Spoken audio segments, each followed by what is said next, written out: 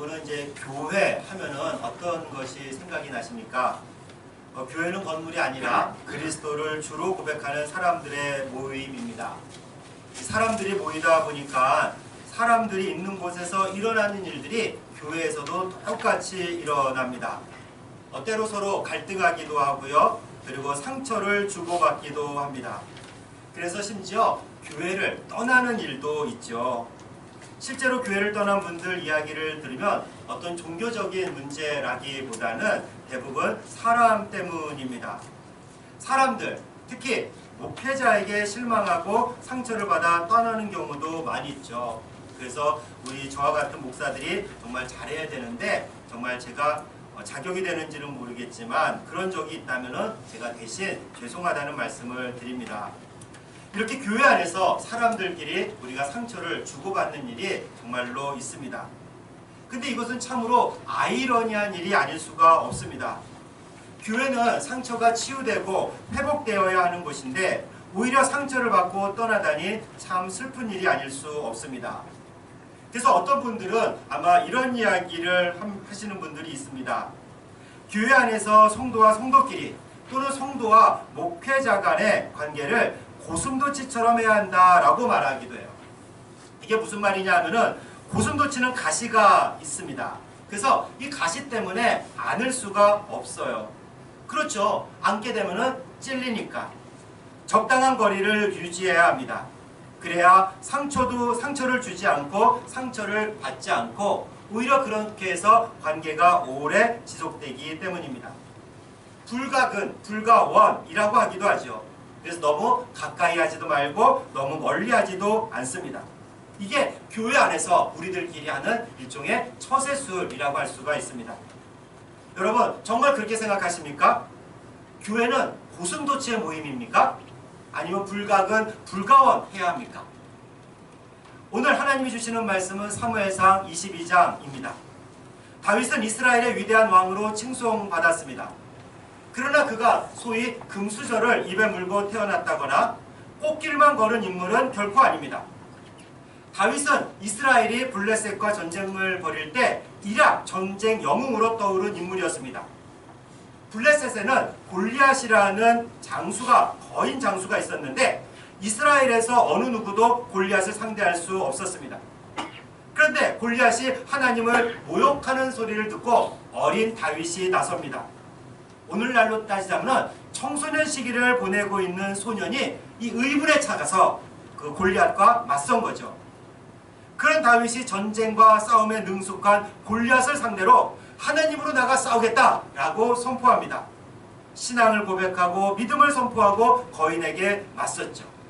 근데 그가 싸운 무기는 칼이 아니라 돌멩이를 던져 그를 무너뜨렸습니다. 이렇게 순식간에 골리앗을 무너뜨린 다윗은 백성 사이에서 영웅이 됩니다. 심지어 백성들이 이런 노래를 지어 부르죠. 사울이 죽인 자는 1000명이고 다윗이 죽인 자는 10,000명이다. 다윗을 당시 사울은 이스라엘의 초대 왕이었습니다. 이 소리를 들은 사울이 어떠했겠습니까? 다윗을 후원하고 잘 키워주었을까요? 아닙니다. 오히려 시기와 질투에 눈이 멀어서 다윗을 죽이려고 하죠. 어쩔 수 없이 다윗은 도망자가 되어 목숨을 부지하게 됩니다. 심지어 다윗은 적대국인 가드에 가서 망명을 요청하기도 해요. 근데 가드에 있는 관리들과 신하들이 다윗을 죽이려고 하자 입에 침을 흘리면서 미친 척을 하기도 합니다. 그렇게 정말 겨우겨우 살아나왔어요. 비참하지 않습니까? 그런 다윗이 도망친 곳이 오늘 본문에 나오는 아둘람굴이에요. 우리 사무엘상 22장 1절과 2절 말씀을 함께 봉독하겠습니다. 1절과 2절 말씀입니다. 그러므로 다윗이 그곳을 떠나 아둘람굴로 도망하매 그의 형제와 아버지의 온 집이 듣고 그리로 내려가서 그에게 이르렀고 환난당한 모든 자와 빚진 모든 자와 마음이 원통한 자가 다 그에게로 모였고 그는 그들의 울음소리가 되었는데 그와 함께한 자가 400명가량이었더라. 아멘.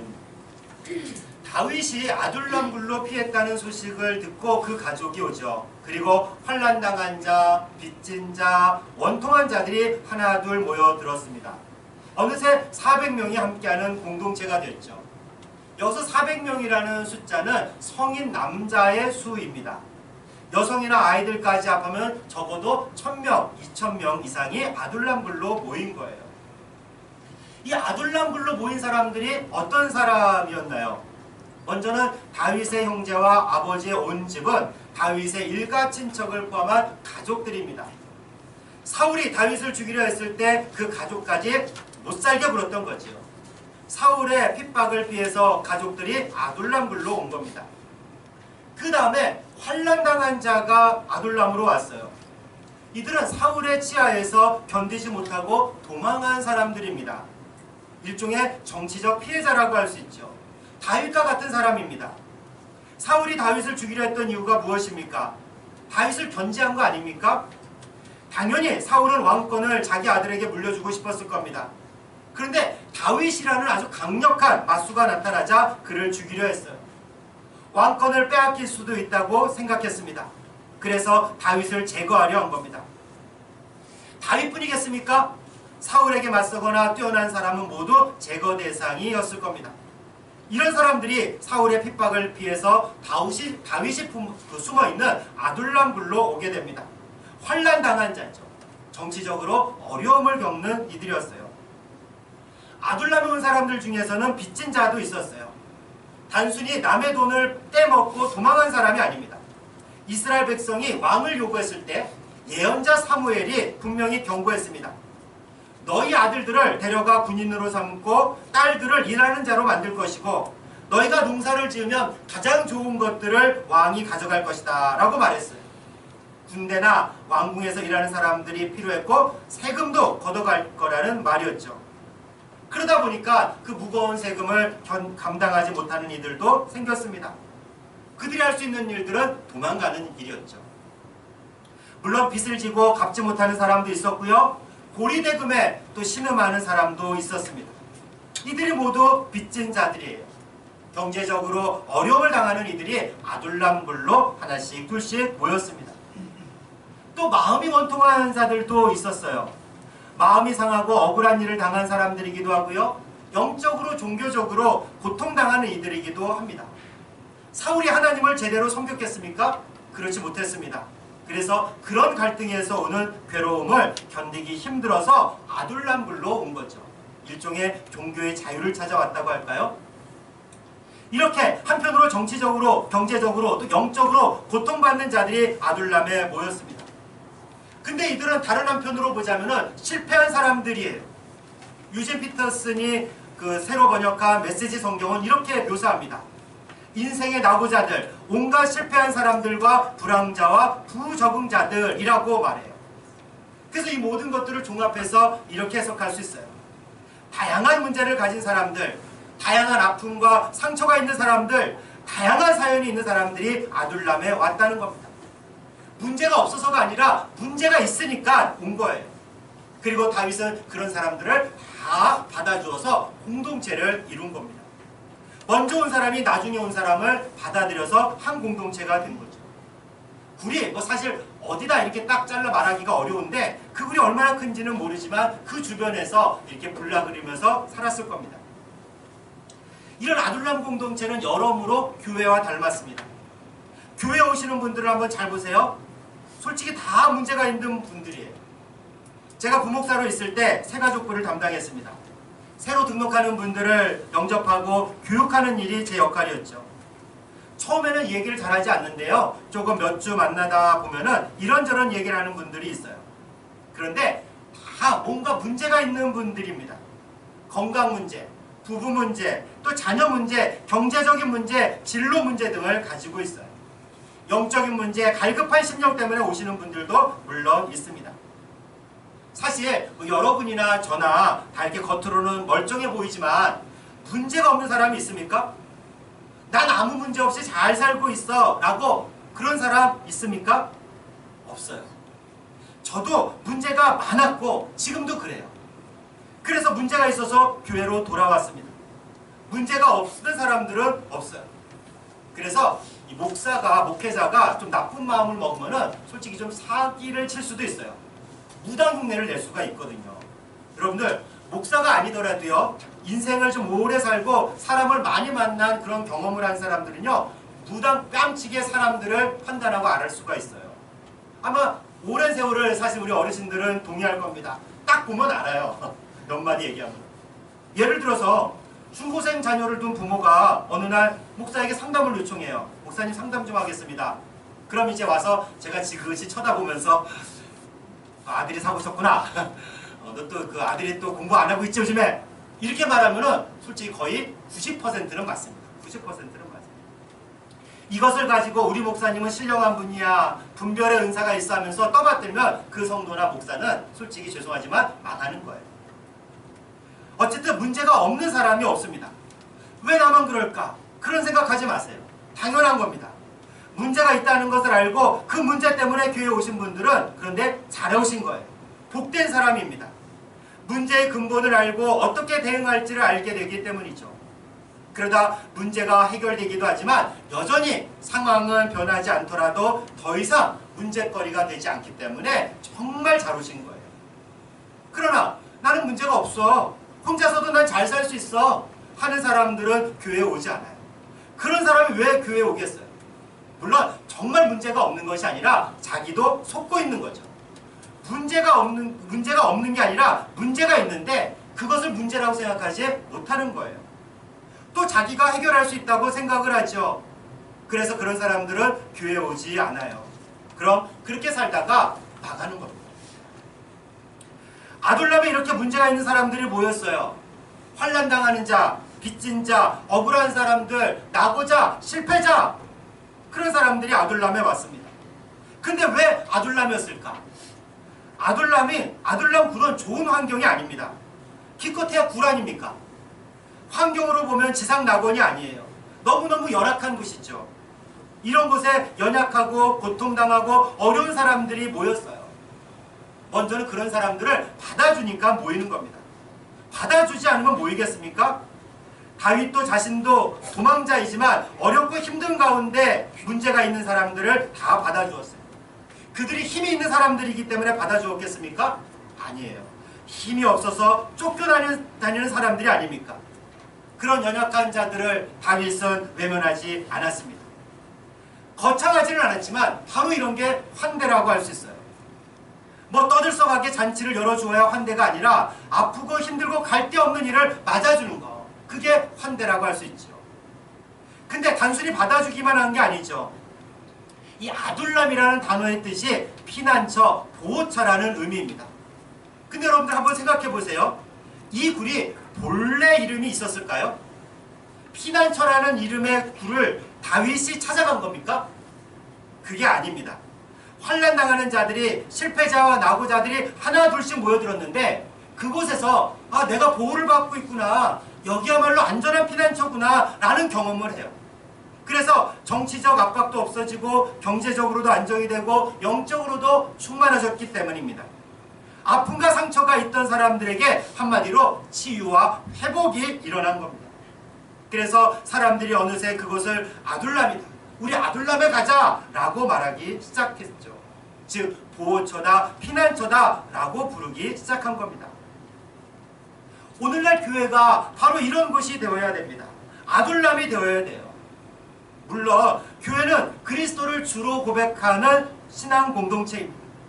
그런데 어떤 사람들이 이 공동체에 발을 들여놓습니까? 아무런 문제가 없고 잘 나가는 사람들입니까? 아니라고 말씀드렸잖아요. 상처와 아픔과 환난을 당하고 빚지고 억울한 사람들이 오게 되어 있어요. 다 문제가 있는 사람들이에요. 그냥 겉으로 안 그런 척 할 뿐이에요. 또는 스스로 의인이라 생각하는 사람은 오지 않습니다. 그런데 예수님은 바로 이런 사람들, 아프고 상처하고 연약한 이들, 환난과 고통 가운데 있는 이들을 위해 오셨다고 하면서 바로 이들을 부르시고 초청하시고 환대하셨어요. 마태복음 11장 28절 말씀을 우리 함께 앞에 스크린을 보시면서 공독하겠습니다. 11장 28절 말씀입니다. 수고하고 무거운 짐진 자들아 다 내게로 오라. 내가 너희를 쉬게 하리라. 아멘. 여러 문제를 안고 슬픔을 가지고 무거운 짐을 지고 교회 문을 두드렸다면, 그곳에 주님이 함께 하신다면 바로 그것이 피난처가 되고 보호처가 되어야 됩니다. 회복과 치유가 일어나야 돼요. 교회 공동체에서 회복과 치유가 일어나 아둘람, 즉 피난처와 보호처가 되어야 합니다. 회복과 치유는 단순히 병이 낫는 게 아니에요. 경제적으로 부자가 되는 게 아닙니다. 물론 그럴 수도 있죠. 그러나 그것은 결코 근본적인 해결이 아닙니다. 언제든지 우리는 다시 가난해질 수 있고요. 또 언제든지 우리는 병이 날 수밖에 없습니다. 그럼 뭐가 본질적인 회복이고 치유입니까? 하나님과 나의 관계가 바로 되는 것. 하나님과 나의 바른 관계 속에 있을 때 어떤 상황 속에서도 평안함과 충만함 그리고 풍성함을 누릴 수가 있죠. 말 그대로 피난처에서 보호를 경험합니다. 이것이 진정한 회복이고 치유가 됩니다. 교회 공동체는 이렇게 회복과 치유를 먼저 경험한 사람들이 있어요. 물론 우리들은 완전하지는 않아요. 그러나 먼저 경험한 자로서 뒤에 오는 이들과 함께 나누면서 이끌어줄 수 있습니다. 가이드할 수 있습니다. 교회가 이렇게 회복과 치유의 공동체가 되기 위해서 해야 할 일이 있고 하지 말아야 할 일이 있는데, 오늘은 좀 간단하게 몇 가지만 살펴보도록 하죠. 먼저 우리가 해서는 안 되는 말이 있어요. 우리가 정치 얘기는 되도록 삼가는 게 좋습니다. 상처받고 아파서 온 사람들에게 그것이 도움이 되지 않기 때문이죠. 그렇다고 해서 그리스도인들이 불의의 눈을 감거나 정치를 하지 말라는 말은 아니에요. 우리 그리스도인들 중에서 정말 훌륭한 정치인들이 나와서 정의와 공의를 실천하고 화해와 통합을 추구하는 정치를 해야 됩니다. 근데 한번 살펴보세요. 요즘 정치가 그렇습니까? 정치인들이 앞장서서 가짜뉴스를 생산해내고 증오와 혐오와 분노를 일으키며 사람들을 선동해요. 근데 그런 이야기를 교회에 와서 그대로 전하는 것은 옳은 게 아닙니다. 왜 그렇겠습니까? 상처받고 환난과 고난 중에 교회에 나왔는데 그런 얘기가 무슨 도움이 되겠습니까? 치유와 회복을 위한 말이 아닙니다. 그리고 우리가 두 번째로 충조평판을 삼가야 됩니다. 이 말이 뭐냐면은 본래 정신과 의사인 정혜신 선생이 당신은 옳다라는 책에서 쓴 용어입니다. 충고, 조언, 평가, 판단을 하지 말라는 말이에요. 우리는 누군가 아픔을 호소하면은 충고하려 하고요, 조언하려고 하고 평가하고 판단합니다. 아픈 사람에게 이런 충고, 조언, 평가, 판단은 전혀 도움이 안 된다는 거예요. 이거 저한테도 참 어려운 말이에요. 일부 예배 때는 우리 딸이 앉아 있었는데 딸 앞에서 이런 얘기하기가 정말 창피할 정도입니다. 저도 우리 아이들한테 너무 충고하고 평가하고 비판하고 이런 말들 많이 했거든요. 그런데 그런 충조 평판은 변화를 일으키거나 회복하고 치유하는데 도움이 안 된다고 정혜신 선생은 강하게 주장하고 있어요. 정말 그렇습니다. 피난처를 찾아 보호처를 찾아온 이들에게 충조 평판은 치유와 회복에 전혀 도움이 되지 않습니다. 그럼 어떻게 해야 되겠어요? 가장 먼저는 경청하는 게 중요하죠. 그들이 어떤 아픔과 슬픔이 있는지 들어야죠. 그리고 우리는 복음을 나눌 수 있어야 됩니다. 다른 얘기할 필요가 없는 거예요. 그런 사람들에게 정치나 드라마 얘기는 하는 게 아니고 다른 데서도 할 수 있잖아요. 근데 우리가 교회 공동체를 이루고 있다면 이 안에 찾아온 사람들에게 복음을 이야기해야 되죠. 하나님을 알려주고 예수님이 누구고 예수님이 나를 위해서 어떤 일을 하셨는지 말해주어야죠. 그러면서 내 얘기를 하는 거예요. 내가 예수님을 어떻게 알게 되었는지, 내가 어떻게 회복되고 치유됐는지, 내가 물론 아직 완전하지는 않지만 내가 무엇을 향해서 가고 있는지, 내가 어떤 변화의 과정이 있는지 그것을 나누시는 게 좋습니다. 충조평판이 아니라, 가르치는 것이 아니라 그냥 내 삶을 나누는 거예요. 복음 안에서 내가 어떻게 하고 있는지를, 내 삶을 나누는 거죠. 너무 간략하게 말씀을 드렸지만 앞으로도 더 말씀을 드릴 기회가 있을 겁니다. 저는 우리 송파교회가 이런 아둘람굴과 같은 곳이 되기를 소망합니다. 비록 아프고 상처받고 실패자라 나고자라 불릴지라도 송파교회가 바로 그런 사람의 피난처요 보호처가 되기를 소망합니다. 그리고 치유와 회복이 일어나는 믿음의 공동체가 되기를 간절히 소망합니다. 그래서 우리가 먼저는 예배 가운데, 그리고 하나님 말씀 가운데 우리가 회복되고 치유가 일어나야 됩니다. 그리고 동시에 사람들을 만나면서 치유와 회복이 일으켜야 됩니다. 그래서 구역 모임인 우리 하늘가족과 청년부 양육 모임이 너무너무 중요해요. 우리가 이렇게 정교인이 다 같이 함께 나누는 것은 사실 어려운 일입니다. 제가 이제 한 달에 한두 번은 여러분들과 다 같이 설교 나눔을 하지만은 참 어려워요. 그죠? 이렇게 말을 하기가 어려워요. 그러나 소그룹 모임에서는 이게 가능하죠. 그렇기 때문에 여러분들이 가능하다면 이런 소그룹 모임에 우리가 참여할 수 있어야 됩니다. 우리가 다 완성을 향해 나가는 과정 중에 있는 사람이지만 복음 안에서 우리 삶을 나누고 서로 격려하고 위로하고 사랑할 때 치유와 회복이 일어나는 공동체가 되어가는 것이기 때문입니다. 그런 하늘가족이 되었으면 정말 좋겠어요. 보통 사람들이 말하죠. 이 교회를 사람 보고 다니냐 하나님 보고 가는 거지? 이게 맞는 말이긴 하지만 100% 맞는 말은 아닙니다. 저는 여러분들이 사람이 좋아서 교회 나왔으면 좋겠어요. 내가 우리 송파교회 교인들을 만나서 하나님 얘기하고 내가 한 주간 복음 안에서 어떻게 살았는지 나누고 또 다른 사람들의 이야기를 들으면서 서로 격려하고 위로하는 가운데 치유와 회복이 일어나기 때문에 바로 내가 그런 사람들을 만나러 간다. 그래서 교회 나오면 좋겠어요. 그래서 여러분들이 우리 교회를 자랑할 때 뭐 목사님 자랑이나 프로그램 자랑하지 마세요. 뭐 할래 할 것도 없겠지만 대신 교우들 자랑을 하십시오. 우리 교회 사람들 너무 좋아. 우리 하늘거장 모임이 너무 좋아. 우리 청년부 사람들 너무 좋아. 너도 한번 와봐. 여러분들도 마찬가지입니다. 주일에 하나님 말씀을 들으러 가자. 아주 훌륭한 태도죠. 예배를 사모하고 말씀을 사모하는 것이 얼마나 복된 일입니까? 더불어서 내가 오늘 교회에 빨리 가서 우리 교우들 만나야 되겠다. 하늘가족 만나고 싶다. 이런 마음이 우리 안에 있으면 좋겠어요. 이런 마음으로 우리가 교회에서 예배드리고 또 다른 사람들을 만나서 얘기를 하면서 하다 보면은 치유되고 회복되는 것을 경험하게 됩니다. 그럼 우리 송파교회가 말 그대로 아둘라 피난처가 되는 것이고 보호처가 되는 거죠. 사랑하는 자매 형제 여러분, 우리 모두는 아프고 상처받은 사람들이 다 문제가 있는 사람들입니다.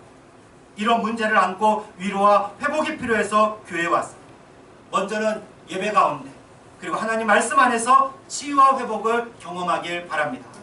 더불어 우리가 서로 환대하고 경청하고 격려하고 위로하고 사랑하면서 치유와 회복을 경험하는 공동체가 되기를, 우리 송파교회가 되기를 주님의 이름으로 축원합니다.